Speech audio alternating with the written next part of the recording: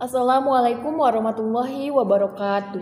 Perkenalkan, nama saya Enida Darmaningsih. Saya dari kelas 12 IPS 2. Di sini saya akan sedikit menjelaskan tentang RMS atau Republik Maluku Selatan. Republik Maluku Selatan adalah sebuah republik di Kepulauan Maluku. Diproklamasikan pada tanggal 25 April 1950. Pemberontakan ini didalangi oleh mantan Jaksa Agung Negara Indonesia Timur, yaitu Somokil. Ia bertujuan melepas wilayah Maluku dari NKRI. Republik Maluku Selatan di Ambon dikalahkan oleh militer Indonesia pada November 1950. Tetapi konflik di Seram masih berlanjut sampai Desember 1963. Latar belakang terjadinya Republik Maluku Selatan yaitu Maluku merupakan salah satu kota yang pada itu terkenal akan kekayaan rempah-rempahnya. Sebab itu, Maluku dijuluki sebagai Kepulauan Rempah. Rakyat Maluku pun berdagang tidak hanya dengan pedagang Nusantara saja, melainkan ke berbagai negara-negara lain. Kekayaan Maluku akan rempah-rempah ini kemudian menjadi daya tarik bagi bangsa Eropa yang akhirnya menguasai Maluku. Maluku sendiri dinyatakan sebagai salah satu provinsi Republik Indonesia 2 hari setelah proklamasi kemerdekaan Indonesia.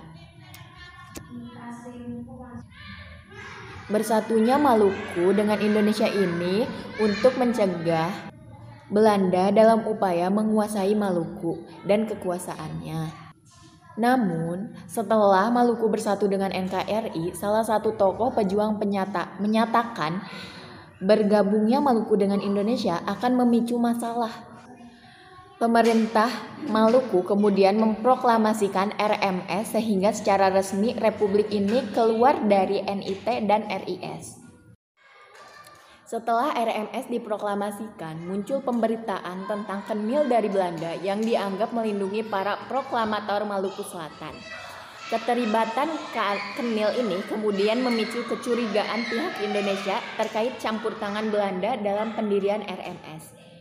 Kementerian Pertahanan RIS pun menyatakan bahwa MRS harus dituntaskan dengan operasi militer yang dipimpin oleh Kolonel Kawilarang.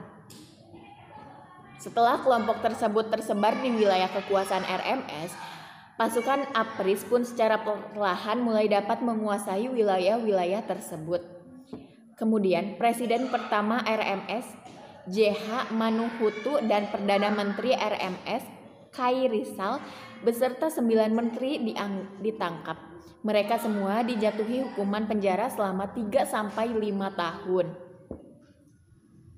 Untuk menghindari terulangnya kejadian ini, pemerintahan Republik Indonesia memberikan hukuman mati terhadap sisa-sisa gerombol PMS.